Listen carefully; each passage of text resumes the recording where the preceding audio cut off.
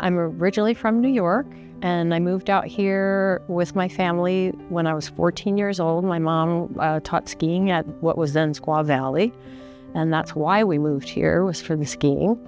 And so I actually went to North Tahoe High School and graduated from there, and have been living on and off here ever since. And then moved to Truckee when I bought a piece of property on the Truckee River in 1993.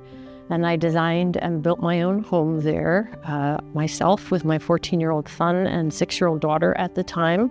We actually lived in a yurt out at the river in the summers until the house was built, which took a long time. I've seen a lot of changes, but some of those have been really good changes because the advent of culture, arts for the schools, Shakespeare at Sand Harbor, the music scene. You can now buy socks downtown. You couldn't do that before.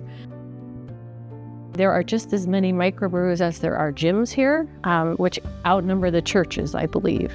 It makes a unique culture. But I really enjoy the values of this culture. There's a lot of self-reliance and a lot of really strong community, particularly when there is death or loss, sudden loss, a lot of risk-taking behavior. And so you see a lot of people having to come together from adverse weather to changing a rusty shear pin. It's like, as neighbors, we really help out each other.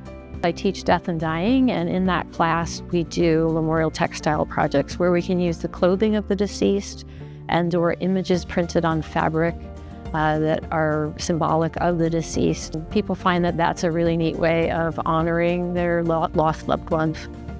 I always felt a little bit like a fish out of water because there wasn't a lot of culture or a lot of academic focus here, and we've really seen that change. So I was actually a faculty member who was on the original group who helped pass the bond and then designed this building, and then I came and served as the first CEO of this building once it opened in 2008.